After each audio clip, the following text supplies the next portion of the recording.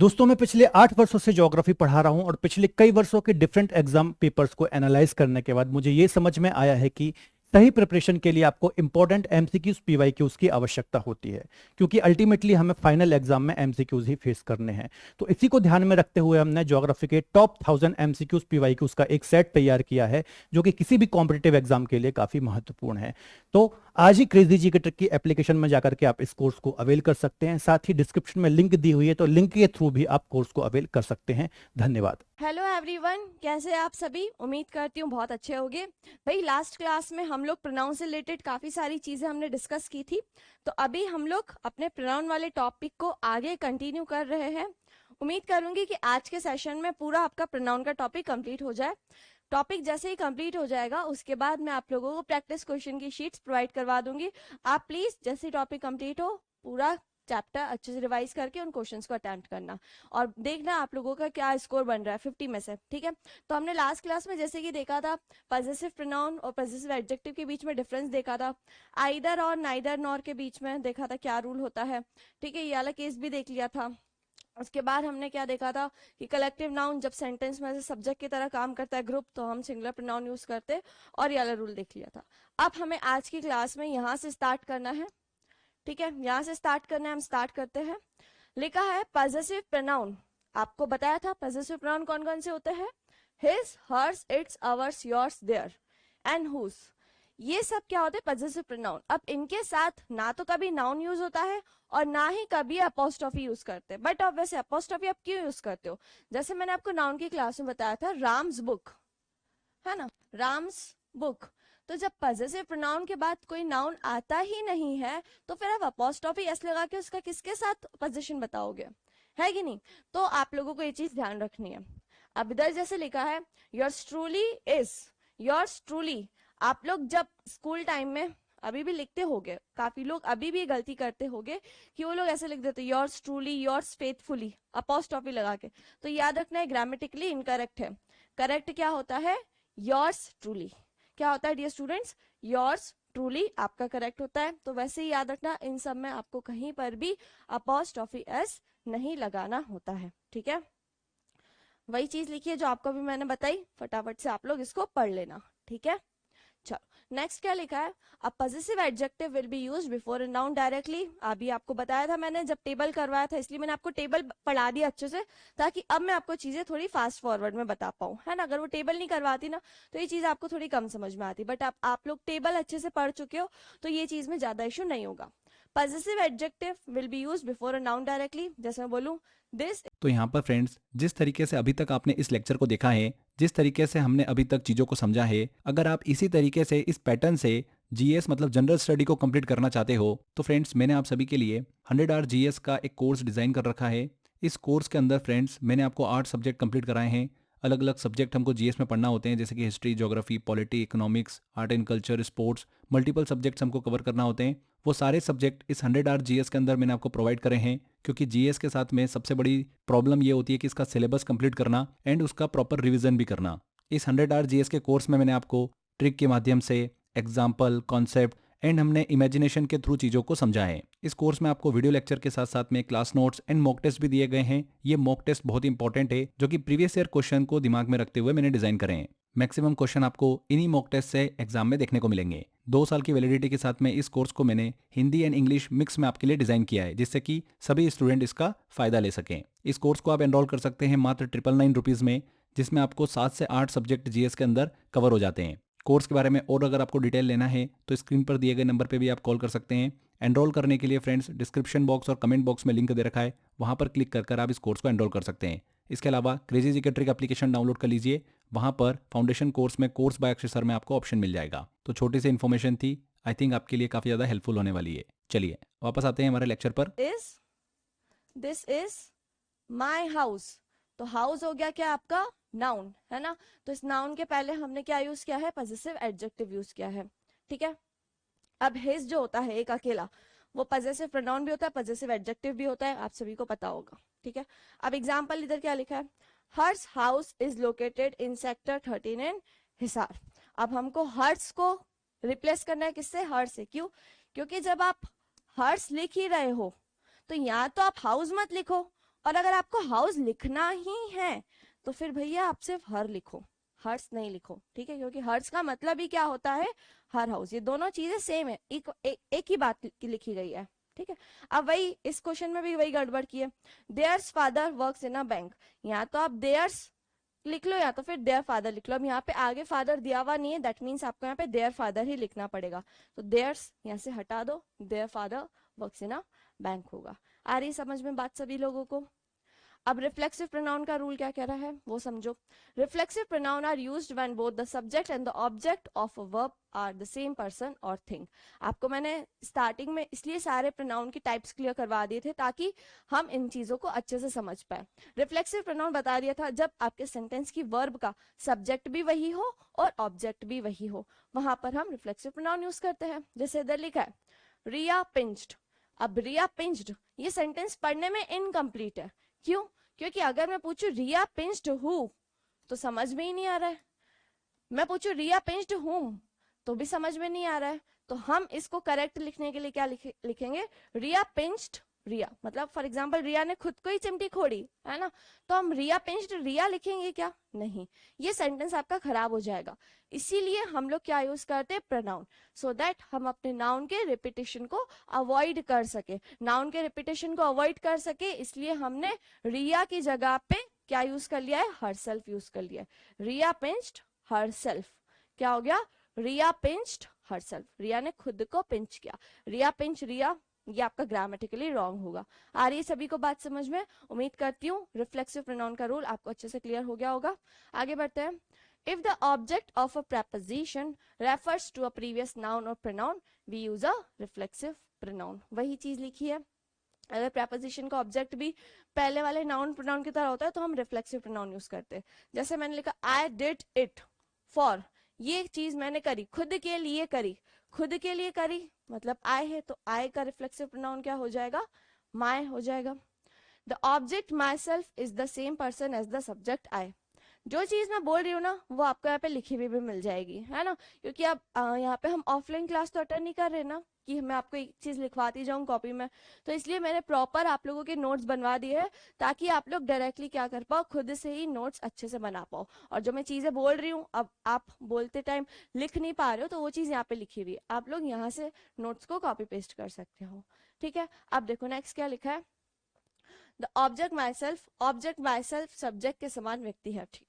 Next लिखा है माई brother and my self did it. अब आपको क्या चीज ध्यान रखना है, रिफ्लेक्सिव प्रोनाउन कभी भी सेंटेंस में सब्जेक्ट का काम नहीं करता है, ये बात लिख लेना कहीं पर भी, रिफ्लेक्सिव प्रोनाउन कहीं भी सेंटेंस में सब्जेक्ट का काम नहीं करता है, ठीक है।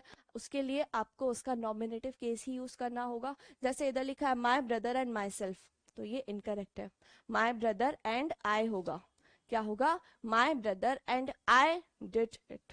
आ रही है सभी को बात समझ में? और ये वही थर्ड पर्सन है और ये फर्स्ट पर्सन है, तो आपको मैंने ऑर्डर बताया ही था पर्सनल प्रोनाउन में।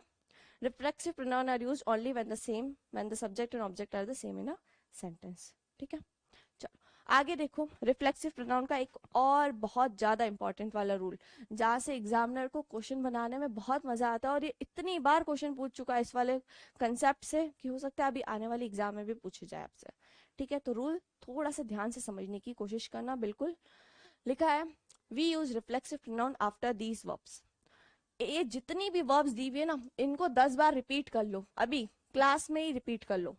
1 मिनट का ब्रेक रख रही हूँ, सभी लोग ये जितनी वर्ब्स को मैंने अंडरलाइन किया ना इनको रिपीट करो।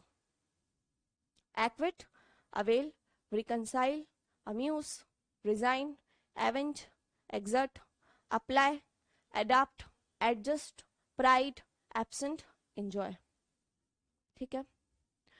अब ये जितनी भी वर्ब है इनके बाद अगर सेंटेंस में ऑब्जेक्ट गिवन नहीं है, ध्यान से सुनना, ये जितनी भी वर्ब्स है इनके बाद सेंटेंस में ऑब्जेक्ट, डायरेक्ट ऑब्जेक्ट गिवन नहीं है, तो इन सारी वर्ब के बाद आप क्या यूज करते हैं, रिफ्लेक्सिव प्रोनाउन यूज करते हैं।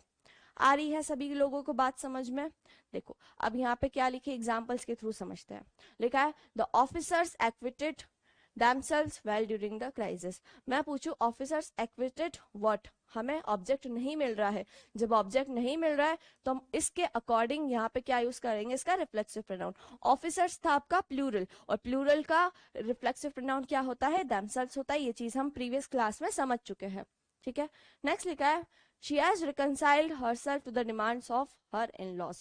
she has reconciled, reconcile again वही कैटेगरी की वर्ब है, यहाँ पे डायरेक्ट ऑब्जेक्ट गिवन नहीं है तो आपने यहाँ पे क्या लगा दिया, herself लगा दिया।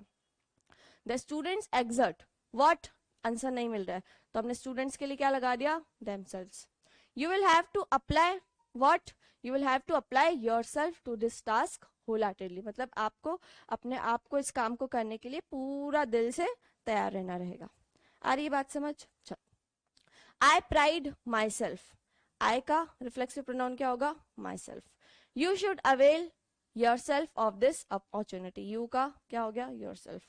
अब देखो यहाँ पे क्या लिखा है, दे इंजॉयड द पार्टी। अब इंजॉयड भी तो आप बोलोगे मैम इसी कैटेगरी की वर्ब है, अब यहाँ पे आप ऐसा क्यों नहीं लिख रहे हो, दे इंजॉयड देमसेल्व्स द पार्टी। अब यहाँ पे मैंने पूछा दे इंजॉयड व्हाट, तो मुझे व्हाट का जवाब मिल रहा है पार्टी। दैट मीन्स यहाँ पर जो पार्टी है ना वो आपका ऑब्जेक्ट है। क्या है भैया, ऑब्जेक्ट है। जब आपका इंजॉय के बाद या इन सब वर्ब्स के बाद ऑब्जेक्ट गिवन रहता है, ऑब्जेक्ट कैसे आइडेंटिफाई करोगे, वही चीज जो नाउन में बताई थी, व्हाट का आंसर। जो चीज व्हाट का आंसर आप लोगों को दे देगी वो आपका ऑब्जेक्ट हो जाएगी। अब यहाँ पे हमें जब आंसर मिल रहा है दे एंजॉयड व्हाट, तो हमें आंसर मिल रहा है पार्टी। दैट मीन्स यहाँ पर हमको रिफ्लेक्सिव प्रोनाउन यूज नहीं करना है। एम आई क्लियर सारे स्टूडेंट्स। अब इधर नेक्स्ट सेंटेंस में लिखा है दे एंजॉयड ड्यूरिंग वेकेशन, मैं पूछूं दे एंजॉयड व्हाट, तो व्हाट का जवाब नहीं मिल रहा है, तो अब हम यहाँ पे एंजॉय के बाद रिफ्लेक्सिव प्रोनाउन यूज करेंगे, ठीक है। और दे का रिफ्लेक्सिव प्रोनाउन क्या होता है, देमसेल्फ होता है। इतनी बात उम्मीद करती हूँ आप लोगों को अच्छे से समझ में आ गई होगी। एक बार नहीं समझ में आया तो वीडियो को वापस पीछे कर लेना और देख लेना, आ जाएगी, ठीक है। स्टिल कुछ डाउट हो तो आप लोग मुझसे पूछ सकते हो, ठीक है। ओके ये रूल बहुत ही बढ़िया है, ये रूल बहुत ही बढ़िया है। रूल क्या कहता है, to avoid the repetition of a singular noun in a sentence that of is used, to avoid the repetition of a plural noun in a sentence those of is used. देखो ये वाली चीज हम लोग adjective के time भी पढ़ेंगे, ठीक है। जब आपको सिंगुलर नाउन के रेपिटेशन को यूज करना है तो आप दैट ऑफ यूज करते हो, और प्लूरल नाउन के रिपीटेशन को रोकना है तो आप दोज ऑफ यूज करते हो। जैसे इधर लिखा है द पॉपुलेशन ऑफ चाइना, मैं पूछूं ये कैसा नाउन है, सिंगुलर है कि प्लूरल है, सिंगुलर है, सिंगुलर नाउन है। The population of China is more than the population of India. अब बार बार पॉपुलेशन पॉपुलेशन तो आप यूज नहीं करोगे, प्रोनाउन का काम ही क्या होता है, नाउन के रिपीटेशन को रोकना। जब नाउन के रिपीटेशन को रोकना ही है तो आप वापस यहाँ पॉपुलेशन यूज क्यों कर रहे हो, तो आपका काम क्या है, यहाँ पर पॉपुलेशन ऑफ को हटा के क्या यूज करना है, दैट ऑफ। क्या यूज करना है भाई, दैट ऑफ। तो आपका सेंटेंस करेक्ट क्या होगा, the population of China is more than that of, is more than that of India. That of का मतलब पॉपुलेशन ऑफ इंडिया। आ रही है सभी को इतनी बात समझ में क्लियर अच्छे से। अब एक प्लूरल वाला एग्जांपल देख लो, the students of DU, students क्या हो गया, प्लूरल हो गया, प्लूरल नाउन हो गया, are far better than the students of any other institute. Far better है वो एनी अदर इंस्टीट्यूट से, तो अब आपको यहाँ पे क्या करना है, स्टूडेंट्स नहीं यूज करना है, स्टूडेंट्स की जगह क्या यूज करना है, दोज ऑफ। क्या यूज करना है, those of. The students of DU are far better than those of any other school. आ रही है सभी को बात समझ। ये रूल बहुत इंपॉर्टेंट है, इस पे बेस्ड एग्जाम में काफी सारे क्वेश्चंस पूछे गए हैं, है ना। तो आप लोग ध्यान रखना अच्छे से इस रूल को। आगे बढ़ते, नेक्स्ट रूल क्या लिखा है, सिंगुलर प्रोनाउन कौन कौन से होते हैं, आई, ही, शी, और जितने भी आपके इंडेफिनिट प्रोनाउन। इंडेफिनिट प्रोनाउन आपको बताया था मैंने स्टार्टिंग में, एवरीवन, समवन, नोवन, जिससे हमको क्लियरली आइडिया ना लगे कि कौन सा प्रोनाउन है तो उसे हम इंडेफिनिट प्रोनाउन की कैटेगरी में डालते हैं। और ये सब सिंगुलर नाउन होते हैं। सिंगुलर नाउन सिंगुलर प्रोनाउन होते हैं तो बट ऑब्वियसली इनके साथ वर्ब्स भी कौन सी यूज होती है, सिंगुलर। ये चीज आपको रट लेनी है, अपने दिमाग में बिठा लेनी है कि नाउन या प्रोनाउन जो भी चीज अगर सिंगुलर है तो वर्ब सिंगुलर, नाउन या प्रोनाउन अगर प्लूरल है तो वर्ब भी क्या होगी, प्लूरल होगी, ठीक है। वही चीज लिखिए। When either, neither, each are followed by of, they always take singular verb. अब याद रखना इन सब के बाद भले ही ऑफ लिखा हुआ हो, either, neither, each, इनके बाद भले ही ऑफ लिखा हो, जो नाउन होता है वो होता है प्लूरल, जो नाउन होता है वो होता है प्लूरल, लेकिन आगे जो भी वर्ब होती है ना, आगे जो भी वर्ब होती है वो होती है सिंगुलर। इस चीज को बहुत अच्छे से नोट डाउन कर लेना। आइदर, नाइदर, ईच, ऑफ लिखा हो, ऑफ के बाद हमेशा नाउन प्लूरल आता है लेकिन वर्ब सिंगुलर आएगी। अब ऐसा क्यों होता है तो मैं आपको एग्जांपल के थ्रू बता दूं। जैसे इधर लिखा है each of the girls is pretty, मतलब हर एक लड़की क्या है, प्रिटी है। हर एक लड़की, हम हर एक लड़की की बात कर रहे हैं इंडिविजुअल, मतलब ये भी प्रिटी है, ये भी प्रिटी है, ये भी प्रिटी है ना। तो हम इंडेफिनेट प्रोनाउंस इन सब के साथ हमेशा सिंगुलर वर्ब यूज करते हैं, क्योंकि यहाँ पे हम हर एक की बात कर रहे हैं, है ना, हर एक समय में एक। तो यहाँ पर हमने इज यूज किया। अगर यहाँ पे आप आर यूज करते तो सेंटेंस हो जाता आपका गलत, ठीक है। तो याद रखना है गर्ल्स को देख के आपको वर्ब यूज नहीं करनी है। वर्ब किसके अकॉर्डिंग यूज करते हैं हम, each of, either of, neither of, इनके बाद हमेशा आप वर्ब कौन सी यूज करते हैं, सिंगुलर यूज करते हैं, ठीक है जी। वही नेक्स्ट एग्जांपल लिखा है either of us, either of us is responsible for this work, ठीक है। यहाँ पे इज लिखा था, ये सेंटेंस भी करेक्ट है। Neither of them is capable enough to carry out this task, neither of them plural, of के बाद हमने यहाँ भी प्लूरल लिखा है, यहाँ भी प्लूरल लिखा है, और यहाँ पर जो वर्ब है वो सिंगुलर है। दैट मीन्स ये तीनों सेंटेंस आपके ग्रामेटिकली करेक्ट है, इनमें कोई भी दिक्कत नहीं है। इनको अच्छे से नोट डाउन कर लो, सारे स्टूडेंट्स अच्छे से नोट डाउन कर लो भाई। यहाँ पर दोस्तों अगर आप इसी तरीके से कंप्लीट जीएस पढ़ना चाहते हैं, बहुत ही सिंपल तरीके से पढ़ना चाहते हैं, इमेजिनेशन के थ्रू पढ़ना चाहते हैं, तो 100 घंटे के अंदर जीएस का मैंने आप सभी के लिए एक ऐसा कोर्स डिज़ाइन कर रखा है जो आपको जीएस को लेकर कंप्लीट सॉल्यूशन प्रोवाइड करता है। देखिए आप सभी को पता ही है कि जीएस एक ऐसा सब्जेक्ट है जिसमें मल्टीपल सब्जेक्ट हमको कवर करना होते हैं। Physics, chemistry, bio, economics, multiple subjects होते हैं, लगभग 7-8 सब्जेक्ट्स होते हैं।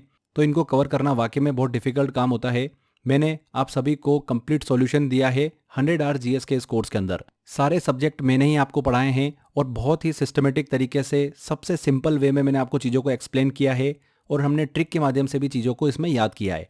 इंग्लिश एंड हिंदी मिक्स में ये कोर्स मैंने आपके लिए डिज़ाइन किया है। 2 ईयर की वैलिडिटी के साथ में आपको ये कोर्स मिल जाता है। अगर आप इस कोर्स को एनरोल करना चाहते हैं तो डिस्क्रिप्शन बॉक्स और कमेंट बॉक्स में लिंक दे रखा है, वहाँ पर क्लिक कर सीधे कोर्स के अंदर एनरोल कर सकते हैं। इसके अलावा क्रेजी जी के ट्रिक एप्लीकेशन डाउनलोड कर लीजिए, वहाँ पर फाउंडेशन कोर्स के अंदर कोर्स बाय एक्सेसर में आपको 100 आवर जीएस का ऑप्शन मिल जाएगा।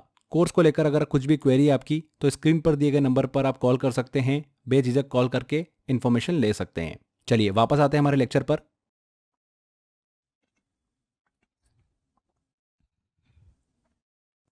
चलिए आगे बढ़ते हैं, नेक्स्ट रूल देखते हैं। ये भी रूल इंपॉर्टेंट है। जैसा कि मैंने आपको बोला, मैं आपको अपनी क्लास में से वही चीजें पढ़ाऊंगी जो एग्जाम के पर्सपेक्टिव से इंपॉर्टेंट है। कुछ भी आपको ऐसा एक्स्ट्रा मटेरियल नहीं दे दूंगी कि आपको लगे कि यार मैडम ने कितना सारा कंटेंट दे दिया है ना। मैंने काफी सारी रिसर्च करके काफी सारी चीजें चॉकआउट करके आपके लिए पीडीएफ डिजाइन किया है। बहुत टाइम लगा इस पीडीएफ को बनाने में भी, है ना। तो आपको सिर्फ वही चीजें पढ़नी है जो मैं आपको प्रोवाइड करवा रही हूँ यहाँ पे। टाइम है तो बिल्कुल पढ़ो, है ना, लेकिन अगर एग्जाम आने वाली है तो फिर आप छोड़ भी दोगे तो चलेगा। देखो अब नेक्स्ट रूल क्या कह रहा है। नेक्स्ट रूल कह रहा है the pronoun must be singular when 2 or more singular nouns are connected by and are preceded by each and every। Condition ये है कि वो दोनों नाउन और प्रोनाउन किससे कनेक्टेड होने चाहिए, ईच और एवरी से कनेक्टेड होना चाहिए। भले ही वो एंड आए बीच में। आप बोलोगे मैडम पहले तो आपने बताया था कहीं पे एंड आता है तो वो प्लूरल हो जाता है, और जब प्लूरल है तो फिर प्लूरल वर्ब यूज होनी चाहिए। लेकिन यहाँ पे भैया दो प्यारे प्यारे से वर्ड है। कौन से प्यारे प्यारे से वर्ड है, ईच और एवरी। ईच और एवरी के साथ कोई नाउन या प्रोनाउन कनेक्टेड रहता है और बीच में एंड होता है तो आगे हम सिंगुलर वर्ब ही यूज करते हैं। एग्जाम्पल के थ्रू समझो क्या लिखा है। Every learner and every teacher took his seat. अब यहाँ पे आप हिज लगाओगे, ठीक है। जब भी हमको जेंडर क्लियर नहीं होता है ना, जैसे लर्नर है, टीचर है, ये तो कोई भी जेंडर का हो सकता है, लेकिन अगर हमें जेंडर क्लियर नहीं होता है तो हम हमेशा प्रायोरिटी किसको देते हैं, मैस्कुलाइन जेंडर को देते हैं। और मैस्कुलाइन जेंडर का प्रोनाउन क्या होता है, हिज होता है, तो यहाँ पे एवरी लर्नर, हर एक लर्नर और हर एक टीचर ने अपनी सीट ले ली। हर एक मतलब एक समय में एक ही बात हो रही है, तो सिंगुलर है, और सिंगुलर है तो वर्ब भी सिंगुलर यूज करेंगे, और साथ ही साथ जो प्रोनाउन है वो भी कौन सी यूज करेंगे, सिंगुलर यूज करेंगे। Each of Raj and Sam has done his work, ठीक है, each of Raj and Sam has done his work, Raj ने भी और सैम ने भी, दोनों ने अपना अपना काम कर लिया है। Each woman and each girl in the party has got her stake. अब बट ऑब्वियसली यहाँ पे जब फेमिनाइन जेंडर क्लियरली मेंशन कर दिया तो फिर तो आप यहाँ पे हर ही यूज करोगे ना, ठीक है, फिर थोड़ी आप हिज यूज करोगे। ये रूल बहुत इंपॉर्टेंट है, एग्जाम में काफी सारे क्वेश्चंस पूछे गए हैं, है ना, तो आप लोग ध्यान रखिएगा इस रूल को। नेक्स्ट रूल देखो भैया, नेक्स्ट रूल क्या कह रहा है, जरा ध्यान से देखो।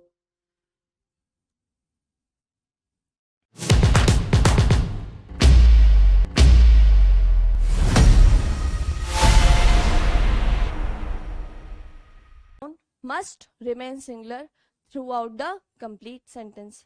सिंपल सी बात है, अगर आप स्टार्टिंग में कोई प्रोनाउन यूज कर रहे हो और वो सिंगुलर है तो पूरे सेंटेंस में वो सिंगुलर ही रहेगा। ऐसा नहीं कि बाद में आप उसके लिए वर्ब प्लूरल यूज करने लगे या फिर प्रोनाउन प्लूरल यूज करने लगे, है ना। अब एग्जांपल के थ्रू समझो कैसे।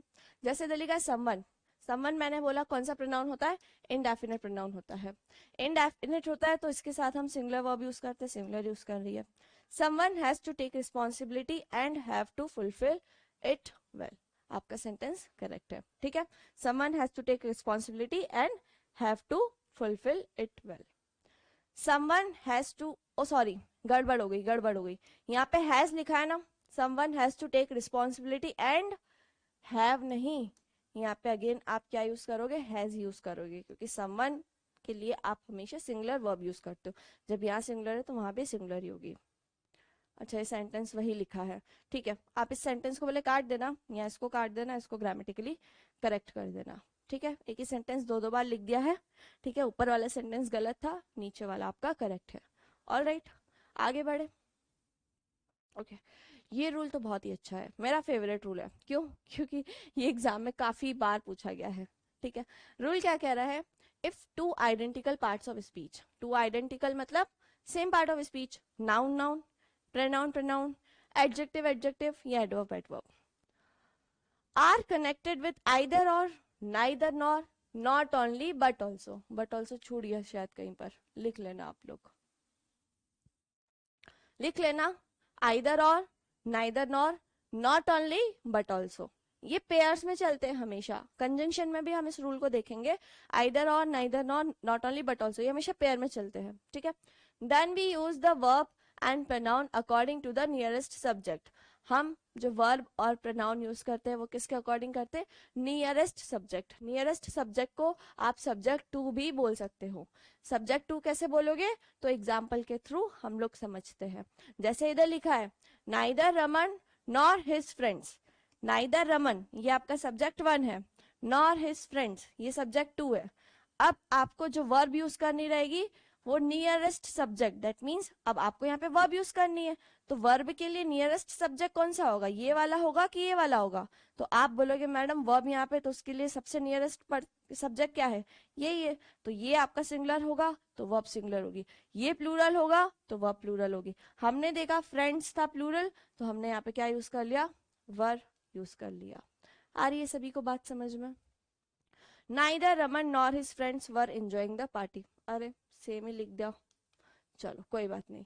अब वैसे ही आप लोग not only but also, either और, इसमें भी देख लेना, है ना, सेम ही चीजें होती है। हर चीज के एग्जाम्पल नहीं लिखे, लेकिन आप लोग समझ जाना, इस रूल में आपको हमेशा सब्जेक्ट टू के अकॉर्डिंग क्या यूज करना होती है, वर्ब यूज करनी होती है, ठीक है। ऑलराइट, आगे बढ़ो। अब हम देख रहे रिलेटिव प्रोनाउन। क्या देख रहे भैया, रिलेटिव प्रोनाउन। रिलेटिव प्रोनाउन की डेफिनेशन आपको मैंने स्टार्टिंग में क्लियर कर दी थी, जो क्या बताता है, एक क्लॉज का दूसरे क्लॉज के साथ रिलेशन बताता है ना। रिलेटिव नाम से ही समझ में आ रहा है, जो क्या काम करे, रिलेट करने का काम करे। फॉर एग्जाम्पल अगर कोई भी सब्जेक्ट इंट्रोड्यूस हो रहा है तो उसके बारे में हमको एडिशनल जानकारी देनी है, तो उसको क्या कर रहा है, रिलेट कर रहा है, एडिशनल जानकारी दे रहा है ना। अब रिलेटिव प्रोनाउन में हम लोग सबसे पहले कौन कौन से देख रहे हैं, तो सबसे पहले हम देख रहे हैं हु, हुम और हुज। अब ये तीनों जो है ना, ये तीनों यूज किए जाते हैं किसके लिए?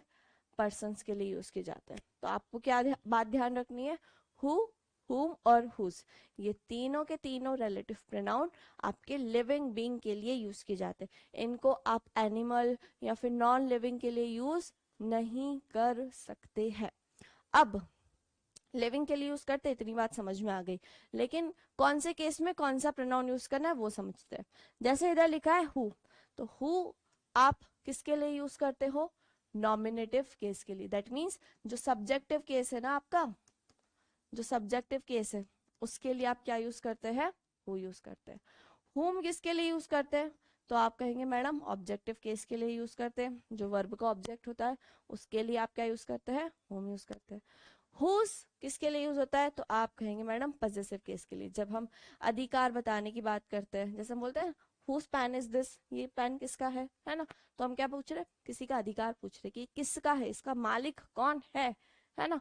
तो जब अधिकार की बात होती है तो हम कौन सा प्रोनाउन यूज करते हैं? हुज यूज करते हैं। अब एग्जाम्पल के थ्रू हम लोग समझते हैं। जैसे इधर लिखा है who won the dance competition, who won the dance competition, won है वर्ब, वर्ब का सब्जेक्ट क्या होगा? हु होगा। दैट मीन्स ये सेंटेंस आपका क्या है? करेक्ट है। अगर यहाँ पे हुम लिखा होता तो वो ग्रामेटिकली इनकरेक्ट हो जाता। ठीक है, who won the dance competition आपका करेक्ट होगा। Shikha is the student who got an award, Shikha एक स्टूडेंट है जिसको क्या मिला है? अवार्ड मिला है। तो हु यहाँ पे हमने किसके लिए यूज किया है? शिखा के लिए यूज किया है। शिखा सेंटेंस में किसका काम कर रही थी? सब्जेक्ट का काम कर रही थी। तो सब्जेक्ट के लिए हम लोग कौन सा प्रोनाउन रिलेटिव यूज करते हैं? तो आप कहेंगे मैडम हु यूज करते हैं। Whom have you asked about the competition? अब यहाँ पर सेंटेंस को ध्यान से समझो। लिखा है Whom have you asked about the competition? तुमने कंपटीशन के बारे में किससे पूछा? कंपटीशन के बारे में किससे पूछा? तो मैं आपसे बात कर रही हूँ, है ना, मैं आपसे पूछ रही हूँ। तो यहाँ पे फर्स्ट पर्सन सेकंड पर्सन तो अपन हो गए ना। Whom have you asked about the competition? तुमने कंपटीशन के बारे में किससे पूछा? तो किससे पूछा? अब हमें यहाँ पे किसकी रिक्वायरमेंट थी? ऑब्जेक्टिव केस की रिक्वायरमेंट थी। किसकी रिक्वायरमेंट थी? ऑब्जेक्टिव केस की रिक्वायरमेंट थी, इसलिए हमने यहाँ पे whom लिखा। They are the thieves whom the police caught. They are the thieves, वो thieves है जिसे पुलिस ने पकड़ लिया है, जिसे पुलिस ने पकड़ लिया है। तो ये सेंटेंस भी आपका क्या हो गया? करेक्ट हो गया। नेक्स्ट सेंटेंस बहुत बढ़िया है। Whose bike is this, position की बात होगी तो हम क्या यूज करेंगे? This is the student whose certificates are lost, ये वो बच्चे जिनके सर्टिफिकेट गुम चुके। सर्टिफिकेट पोजीशन बताने के लिए यूज हुआ है, तो यहाँ पे हुज भी क्या हो गया आप लोगों का? करेक्ट हो गया। ठीक है, चलो अब आगे बढ़ते हैं और किसका यूज देखते हैं हम? विच। नेक्स्ट रिलेटिव प्रोनाउन हमारा कौन सा है? विच है। अब विच को आप कहाँ यूज करते हैं? तो याद रखना इन्फेंट्स मतलब छोटे बच्चे, छोटे बच्चे हो गए, एनिमल्स हो गए, या कोई भी ऑब्जेक्ट या नॉन लिविंग थिंग्स हो गई। ऑब्जेक्ट या नॉन लिविंग थिंग्स के लिए हम लोग क्या यूज करते हैं? विच का प्रयोग करते हैं। अब जैसे इधर लिखा है this is the baby, this is the baby which was lost in the theatre. अब आप यहाँ पे हु और हुम लिखोगे ना तो वो बात हो जाएगी गलत। बेबी इन्फेंट है और इन्फेंट के लिए हम कौन सा रिलेटिव प्रोनाउन यूज करते हैं? विच यूज करते हैं। This is the dog, dog animal, तो इसके लिए हमने रिलेटिव प्रोनाउन क्या यूज किया है? विच यूज किया है। अब और विच कहाँ यूज होता है? तो याद रखना बहुत इंपॉर्टेंट केस, जब सिलेक्शन की बात होती है, जब आप दो में से या तीन में से कोई चीज सिलेक्ट करने की बात करते हो ना, तब भी आप किसका प्रयोग करते हो? विच का प्रयोग करते हो। जैसे इधर लिखा है which of these television sets do you want to purchase, आप इनमें से कौन सा टेलीविजन सेट परचेस करना चाहते हो। तो हम क्या कर रहे हैं? सिलेक्शन कर रहे हैं ना, कि यहाँ पे बहुत सारी टीवी है, यहाँ पे मल्टीपल टेलीविजन है। अब इन सारी टेलीविजन में से आपको कौन सी पसंद है? दैट मीन्स आप क्या कर रहे हो? चुनाव कर रहे हो, सिलेक्शन कर रहे हो। तो जब भी सिलेक्शन की बात होती है वहां आप विच यूज करते हो। To refer to a sentence, sentence को रेफर करने के लिए भी आप किसका प्रयोग करते हो? रिलेटिव प्रोनाउन विच का यूज करते हो। जैसे लिखा है he was said to be drunk, ये पूरा का पूरा सेंटेंस है, विच वॉज नॉट ट्रू, ये पूरा जो सेंटेंस है ये क्या है? ट्रू नहीं है। मतलब सच नहीं है। तो इस पूरे के पूरे सेंटेंस को रेफर करने के लिए भी हमने कौन सा प्रोनाउन यूज किया, रिलेटिव प्रोनाउन विच यूज किया। अब एग्जामिनर आपको ऐसे भी क्वेश्चन दे सकता है कि ये क्वेश्चन दे दिया, इसके नीचे विच को अंडरलाइन कर दिया और आप लोगों को 4 ऑप्शन दे दिए कि बताओ ये कौन सा प्रोनाउन है। क्या ये पर्सनल प्रोनाउन है, क्या ये पॉजेसिव प्रोनाउन है, क्या ये रिलेटिव प्रोनाउन है, या ये डेमोन्स्ट्रेटिव प्रोनाउन है। अब आपको मैंने डिटेल में पढ़ा दिया तो अब आप करेक्ट आंसर क्या मार्क करेंगे, ये रिलेटिव प्रोनाउन है। कौन सा प्रोनाउन है भैया, रिलेटिव प्रोनाउन है। ठीक है, अब हम देख रहे हैं that. That again relative pronoun है। अब दैट की यूज कहाँ कहाँ होते हैं वो हम देख रहे हैं। That is used if the antecedent is a person and superlative degree is used. जब सुपरलेटिव डिग्री की बात होती है, ये केस हम एडजेक्टिव में भी देखते हैं कि जब सुपरलेटिव डिग्री कहीं पे गिवन रहती है तो उसको हमें रिलेट करना होता है दूसरे क्लॉज के साथ। तो वहां पर आप हु हुम नहीं यूज करते हो, भले ही पर्सन हो, लेकिन आप वहां पर कौन सा रिलेटिव प्रोनाउन यूज करते हो, दैट का यूज करते हो। एग्जाम्पल देखते हैं तो ज्यादा समझ में आएगा। लिखा है the most beautiful women, most beautiful women noun है, ये क्या आपका एडजेक्टिव, और एडजेक्टिव भी कौन सा है, सुपरलेटिव है। क्यों, क्योंकि आपने यहाँ पे मोस्ट ऐड किया है। The most beautiful women that I have ever met is my mother, वो मेरी कौन है, मदर है। तो यहाँ पर हमने दैट यूज किया। आप यहाँ पे आप हु का यूज नहीं कर सकते, होम का तो करोगे ही नहीं। ठीक है, तो करेक्ट आंसर आपका क्या हो जाएगा, दैट हो जाएगा। नेक्स्ट है Mrs Gupta is the most efficient teacher. Again वही चीज, सेम रूल। आपका सुपरलेटिव एडजेक्टिव यूज हो रहा है, दैट आप यूज करोगे किसके लिए, मिसेस गुप्ता के लिए। ठीक है, चलो उम्मीद करती हूँ यहाँ तक की कहानी आप लोगों को अच्छे से समझ में आ रही होगी। ठीक है, स्टिल आप लोगों के मन में कुछ भी डाउट है, आप कुछ पूछना चाहते हैं तो पूछ सकते हैं। ठीक है, अब और कहाँ दैट का यूज करते हैं, तो पहला तो हमने देख लिया कि जब सुपरलेटिव एडजेक्टिव की आप बात करते हो तब। दूसरा, जब ये सारे वर्ड्स गिवन हो, कौन कौन से वर्ड्स है तो उनको जरा अपनी अभी के अभी याद कर लो या अपने फिंगर्स पे लिख लो। मैं क्या करती थी अपने पढ़ाई के टाइम पे, जब मैं तैयारी कर रही थी एसएससी एग्जाम की, तो मुझे जैसे वर्ब्स की कैटेगरी बताई थी मैंने आपको अभी प्रोनाउन में कि रिफ्लेक्सिव प्रोनाउन इन सारी वर्ब्स के बाद यूज होता है। तो मुझे उन वर्ब्स को याद करना होता था, तो मैं क्या करती थी अपने हाथ पे लिख लेती थी। फिर अब दिन में 10 बार आपका हाथ दिखेगा ही, भले वॉश करते हो लेकिन स्टिल दिखता तो है ना, उसके प्रिंट्स रहते ही है। तो उनको मैं अपने हाथ पे लिख लेती थी, तो मुझे याद रहता था हमेशा के लिए, वो चीज़ याद हो जाती है। तो आप लोग भी ऐसी चीज़ कर सकते हो, है ना, जैसे भी याद हो जाए, हमको तो बस याद करना है भैया, क्वेश्चन सही लगाना है, बाकी दुनियादारी से क्या मतलब, लोग देख रहे देखने दो, है ना, ज्यादा लोगों का सोचना नहीं है। तो अब ऑल के लिए भी कौन कौन से वर्ड्स है वो आपको याद करने हैं। अब कौन कौन से वर्ड्स है जहां पर आप दैट रिलेटिव नॉन यूज करते हो, तो पहले देखो all, some, any, none, nothing, only, anything. जब भी आपके सेंटेंस में सारे वर्ड्स एज ए सब्जेक्ट की तरह काम करते हैं और आगे आपको लगता है रिलेटिव प्रोनाउन, तो फिर आप क्या यूज करते हो, दैट यूज करते हो। जैसे लिखा है all that glitters is not gold, ये कहावत है ना, तो ऑल यूज हुआ था, हमने रिलेटिव प्रोनाउन क्या यूज किया, that. She is the only girl, the only आ गया है तो हमने यहाँ पे रिलेटिव प्रोनाउन दैट यूज किया। आई हैव सम इंफॉर्मेशन, सम आ गया तो सम के लिए रिलेटिव प्रोनाउन क्या यूज किया, दैट। अब इधर एक नोट दिया हुआ है, इसको जरा ध्यान से देखो। लिखा है what and that refer to both person and things. What और दैट ये दोनों रिलेटिव प्रोनाउन है और ये आप पर्सन और थिंग्स दोनों के लिए यूज कर सकते हो।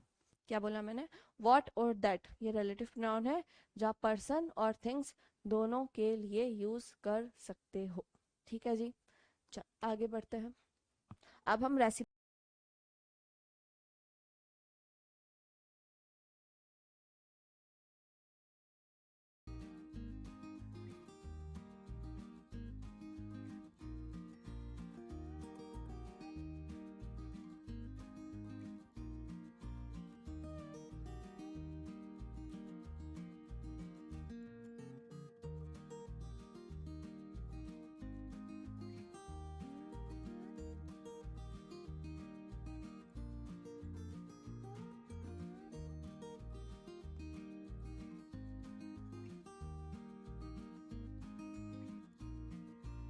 रेसिप्रोकल प्रोनाउन देख रहे हैं। रेसिप्रोकल प्रोनाउन रेसिप्रोकल प्रोनाउन मैंने आपको बताया था, जब to persons eight a time की बात होती है। To persons eight a time, यहाँ पे लिखा है ईच अदर यूज होता है जब two person at a time की बात होती है। लिख लो यहाँ पे टू एट अ टाइम, एक समय में जब दो की बात होती है तो वहां पर हम लोग ईच अदर यूज करते हैं। जब दो से ज्यादा की बात होती है तो हम क्या यूज करते हैं, वन अनादर यूज करते हैं। वेरी वेरी इंपॉर्टेंट रूल, ठीक है। The two brothers quarrelled, they stuck each other. अब यहाँ पे टू ब्रदर्स की बात हो रही है तो बट ऑब्वियसली टू के लिए हम यहाँ पे क्या यूज करेंगे, each other. Three brothers quarrelled, they stuck one another. अब थ्री की बात हो गई तो हम बट ऑब्वियसली क्या यूज करेंगे, one another. Two brothers dislike each other, दो की बात हो रही थी तो हमने क्या यूज कर लिया, ईच अदर। सिंपल सिंपल से रूल है। प्रोनाउन बहुत ही सिंपल टॉपिक है, बट एक बार आपको ध्यान से पढ़ना होता है। स्टूडेंट्स फिर भी गलतियां करते हैं ना। वो जो आइदर नाइदर वाला केस बताया उनको थोड़ा माइंड में अच्छे से रख लेना। प्रोनाउन आपका सेंटेंस में सिंगुलर यूज होगा, प्लूरल यूज होगा, उसके लिए आपको अपना नाउन आइडेंटिफाई करना होता है, वर्ब आइडेंटिफाई करनी होती है। तो इन सब छोटी छोटी चीजों से आप लोगों का टॉपिक स्ट्रांग होता जाता है ना। चलो अब रेसिप्रोकल प्रोनाउन पढ़ लिया, अब अपन आगे बढ़ते हैं और यहाँ पे कुछ एग्जाम्पल लेके उनको सॉल्व करते हैं। लिखा है the newly married couple, couple दो लोग ही होते बट वैसे तीन तो होते नहीं है, तो यहाँ पे क्या बात होगी, each other. Good boys do not quarrel with one another, plural आ गया। गुड बॉयज हमको नहीं पता 10 लड़के 14 लड़के कितने भी लड़के हो सकते हैं। After the test the student discuss the paper with one another, सब लोग करते ही थे स्कूल टाइम में, है ना। जैसे पेपर हो जाता था, इवन अभी भी एसएससी की एग्जाम हो जाती है, आसपास वालों से पूछ लगते भाई तूने कितने क्वेश्चन अटेम्प्ट करे, है ना। तो वही चीज लिखी हुई है। टेस्ट के बाद स्टूडेंट्स एक दूसरे के साथ डिस्कस करने लगे। वन अनादर यूज किया क्योंकि यहाँ पे दो से ज्यादा की बात हो रही है। The players of the team competed with one another for the ball, compete कर रहे थे, प्लेयर्स की बात हो रही है, दो से ज्यादा हो गया है ना। जब तक आपको मेंशनड नहीं हो ना प्रॉपरली कि यहाँ पे दो पर्सन है, तब तक आप वन अनादर यूज करोगे। लेकिन हमको पता चल जाता है जैसे कपल है ना, ट्विंस है, तो इनको हम हमेशा दो यूनिट की तरह कंसीडर करते हैं, तो यहाँ पर आपको क्या यूज करना रहेगा, ईच अदर यूज करना रहेगा, ठीक है। चलो अब जो मैं रूल आप लोगों को कह रही थी ना, वो टेबल में आपको जब पढ़ा रही थी पजेसिव प्रोनाउन और पजेसिव एडजेक्टिव का, तो मैं आपको कह रही थी कि ये रूल बताऊंगी, तो इस रूल पे बेस्ड एग्जाम में काफी बार क्वेश्चन आते हैं, है ना। तो इस रूल को जरा अच्छे से समझ लो। रूल कहता है possessive case is not used with these words. कौन कौन से वर्ड्स है, separation, leave, report, pardon, excuse, mention, sight and favour. इन सब के साथ आप पजेसिव प्रोनाउन का यूज नहीं करते हो, तो फिर आप बोलोगे मैडम किसका यूज करते हैं, तो फिर हम लोग पजेसिव एडजेक्टिव यूज करते हैं। अब कैसे, तो वो हम एग्जाम्पल के थ्रू समझते हैं, ठीक है। जैसे लिखा है I need your favour, I need your favour. अब इन्होंने यूज कर लिया क्या यहाँ पे, योर, तो आपको यहाँ पे पजेसिव यूज नहीं करना था, आपको यहाँ पे क्या यूज करना है, I need favour from you. इस सेंटेंस को गलत करो और इसको करेक्ट करो, ठीक है। आई नीड योर फेवर नहीं होगा, I need favour from you. आपको इनके पहले पजेसिव केस यूज नहीं करना होता है, ठीक है। चल आगे बढ़ो। नेक्स्ट है your separation is very painful to me. तुम्हारा जो सेपरेशन था वो मेरे लिए बहुत पेनफुल था। सेपरेशन के पहले आपको पजेसिव वर्ड यूज नहीं करना है, तो ये सेंटेंस आपका हो गया गलत। अब इसको मॉडिफाई करके कैसे लिखोगे आप लोग, तो ऐसे लिखोगे separation from you is very painful to me. तो ऊपर वाला सेंटेंस आपका हो गया गलत और नीचे वाला हो गया correct. Separation from you is very painful to me. Next example लिखा है at his sight the robbers fled. तो at his sight, his use नहीं होगा, किसके पहले, साइट के पहले, तो इस सेंटेंस आपका हो गया गलत। करेक्ट क्या होगा, at the site of him. अब हिज का हमको पता है ऑब्जेक्टिव केस क्या होता है, हिम होता है, तो हमने लिख दिया at the site of him the robbers fled. तो आपका फर्स्ट वाला सेंटेंस गलत हो गया, सेकेंड वाला करेक्ट हो गया, ठीक है। चलो अब एग्जाम्पल लिखे और यहाँ पे it is a pity that no one in the school disapproves. यहाँ पे कुछ मिसिंग है, मुझे ऐसा लग रहा है। अगर आप इस वीडियो का पीडीएफ लेना चाहते हैं, डिटेल पीडीएफ लेना चाहते हैं, तो आप कहाँ से ले सकते हैं, 2 मिनट में मैं आपको थोड़ा सा एक्सप्लेन कर देता हूँ। देखिए फ्रेंड्स, हमारा करंट अफेयर का एक स्पेशल पैकेज है ओएसएस करंट अफेयर। इसी ओएसएस करंट अफेयर के पैकेज में जो भी आपको टॉपिक वाइज करंट अफेयर की पीडीएफ्स आने वाली है, ये सारी पीडीएफ मिल जाती है। देखिए, करंट अफेयर को लेकर बच्चे बहुत परेशान होते हैं, लगातार मेरी बात भी होती रहती है। तो करंट अफेयर के लिए एक कंप्लीट सॉल्यूशन पैकेज हमने आपके लिए डिजाइन किया है, जो कि है ओएसएस पैकेज। इस ओएसएस पैकेज को मैं जल्दी से आपको थोड़ा एक्सप्लेन कर देता हूँ। इस ईयरली करंट अफेयर पैकेज में आपको हर मंथ करंट अफेयर का डिटेल ई बुक मिलता है, जिसमें छोटे छोटे करंट अफेयर जो होते हैं सभी को अच्छे से एक्सप्लेन किया जाता है। इसके अलावा हर मंथ जो आपको मंथली करंट अफेयर का वीडियो मिलता है, उसका डिटेल पीडीएफ मिल जाता है इसके अंदर। इसके अलावा करंट अफेयर की आप इस पैकेज के अंदर प्रैक्टिस कर सकते हैं, टाइम टू टाइम टेस्ट दे सकते हैं। जितनी भी मैराथन्स चैनल के ऊपर डलती है, यूट्यूब चैनल के ऊपर, उन सभी मैराथन्स का पीडीएफ आपको इस पैकेज में मिल जाता है। Topic wise current affair series जो होती है हमारी, उसका पीडीएफ आपको यहाँ पर मिल जाता है। करंट अफेयर की शंखनाद बुक का अपडेटेड पीडीएफ आपको यहाँ पर पैकेज में अवेलेबल हो जाता है। लेटेस्ट जो भी एग्जाम होती है उनके अंदर जो भी करंट अफेयर्स पूछे जा रहे हैं, क्या पैटर्न फॉलो हो रहा है, उन क्वेश्चंस का कलेक्शन भी आपको इस पैकेज के अंदर प्रोवाइड किया जाता है। तो कंप्लीट सॉल्यूशन हमने आपके लिए बनाया करंट अफेयर का। बार बार बच्चे परेशान होते हैं, तो आप एक पैकेज ले लीजिए और करंट अफेयर की टेंशन बिल्कुल खत्म कर लीजिए। ठीक है, जितने भी करंट अफेयर के वीडियोस आते हैं यूट्यूब के ऊपर, सभी का पीडीएफ आपको इसी पैकेज के अंदर प्रोवाइड कर दिया जाता है। तो बार बार आपको अलग से सर्च करने की जरूरत नहीं होती है कि कोई नया वीडियो आया है तो मैं उसको अपने कलेक्शन में ऐड कर लूँ। अगर आपने इस पैकेज को एनरोल कर रखा है तो आपको ऑटोमेटिकली पीडीएफ अपडेट हो जाता है। फ्रेंड्स, सबसे अच्छी बात, इंग्लिश एंड हिंदी दोनों लैंग्वेज में ये पैकेज अवेलेबल है आपके लिए। तो इसको एनरोल कर सकते हैं आप, 0 रुपये में एनरोल कर सकते हैं। 99 रुपीज़ का पैकेज है। 99 रुपीज़ आप जब पे करते हैं तो जो अमाउंट है 99 रुपीज़ का, वो आपके आईडी पर क्रेडिट हो जाता है। उसको आप अदर पैकेज के साथ में यूज़ कर सकते हैं। जैसे मान लो आपको 100 जीएस लेना है, तो 100 जीएस में आप फ्लेट 99 रुपीज़ जो है वो माइनस कर सकते हैं।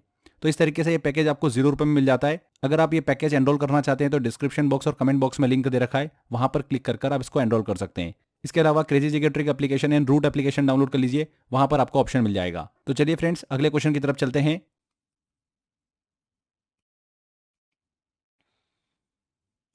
देखो, एक छोटा सा रूल है, ठीक है। जैसे एग्जाम्पल के थ्रू बताती हूँ। जैसे लिखा, it is a pity that no one in the school disapproves of him coming late. अब आपको क्या याद रखना है, जब भी आपके सेंटेंस में क्या हो, जिरंड हो। जिरंड क्या होता है, जब आप वर्ब में आईएनजी लगा लेते हो और वो किसकी तरह एक्ट करने लगता है, नाउन की तरह एक्ट करने लगता है, तो उसको हम जिरंड बोलते हैं। ऑल तो जिरंड एक बहुत बड़ा टॉपिक है खुद में, हम उसे भी डिस्कस करेंगे क्लास में, लेकिन अभी बेसिक नॉलेज के लिए समझ लो कि जब वर्ब में आईएनजी लगाते हो और वो नाउन की तरह एक्ट करता है तो उसे हम कहते हैं जिरंड, है ना। तो जब भी आपके सेंटेंस में जिरंड आता है तो वहां पर हम लोग पजेसिव प्रोनाउन यूज नहीं करते, हम पजेसिव एडजेक्टिव यूज करते हैं। तो यहाँ पे वही था, ये वाला सेंटेंस गलत हो गया। Disapproved of him coming late नहीं होगा, disapproves of his coming late. उसका लेट आना उनको बर्दाश्त नहीं हुआ, तो आपका ये सेंटेंस गलत हो गया और ये वाला सेंटेंस क्या हो गया, राइट हो गया। ठीक है, ये रूल भी एग्जाम में पूछा जाता है। नेक्स्ट लिखा है, मधु डजंट लाइक मी टॉकिंग। अब मी टॉकिंग नहीं होगा, माई टॉकिंग होगा। ऑब्जेक्टिव केस नहीं लगाओगे आप यहाँ पे, है ना, क्या लगाओगे, माई टॉकिंग। तो ये सेंटेंस गलत है, ये करेक्ट है। यहाँ पे टॉकिंग क्या था आप लोगों का, जेरंट था, और जेरंट के पहले आप लोग कभी भी पॉजिटिव केस यूज नहीं करते हो। ठीक है, पॉजिटिव केस जैसे मैंने आपको बताया था, इन सारे वर्ड्स के बाद नहीं, पहले यूज बाद नहीं करते हो, तो इन जेरंट्स के पहले भी आपको पॉजिटिव यूज नहीं करना होता है। नेक्स्ट है, what is the benefit of me attending the seminar. अब अटेंडिंग अगेन आपका क्या है, जिरंड है, और इसके पहले इन्होंने यूज कर लिया मी, तो मी की जगह पे क्या आएगा, my attending the seminar. There is no question of him failing in the test. Failing क्या है, जिरंड है, हिम की जगह यहाँ पे क्या आ जाएगा, there is no question of he failing in the test होगा। My parents did not object to Mini to my using the phone होगा। ठीक है, याद रखना, इन जिरंड के पहले आप लोग ऑब्जेक्टिव केस यूज नहीं करते हैं। ठीक है, इन जिरंड के पहले आप कहीं भी ऑब्जेक्टिव केस यूज नहीं करते, और इन सारे एग्जाम्पल्स में उन्होंने जिरंड के पहले ऑब्जेक्टिव केस यूज कर लिया था। ठीक है, तो आपको इस चीज का ध्यान रखना है। तो प्रोनाउन की क्लास मुझे लगता है यहाँ तक इनफ रहेगी। जितने भी इंपॉर्टेंट कंसेप्ट एग्जाम में बन सकते हैं वो मैंने आपको यहाँ पर डिस्क्राइब करवा दिए हैं। ठीक है, स्टिल आपके मन में कोई डाउट हो, क्वेरी हो, कोई क्वेश्चन नहीं बन रहा हो, तो आप लोग मुझसे पूछ लेना, मैं आपको बिल्कुल बता दूंगी। ठीक है, कॉन्टेक्ट नंबर्स आप लोगों के पास गिवन है, रूट एप्लीकेशन पे आप जाके अपनी क्वेरी भी पोस्ट कर सकते हो। आपको जो भी इशू होगा हम रिजॉल्व करवा देंगे। ठीक है, तो नेक्स्ट टॉपिक मैं सोच रही हूँ एडजेक्टिव लेके आऊँ, हम एडजेक्टिव पे क्लास करेंगे इसके आगे। तो अभी आप लोगों से यहीं विदा लेती हूँ। Thank you so much dear students, next class में जल्दी मिलेंगे, तब तक के लिए सभी को गुड बाय, जय हिंद, जय भारत।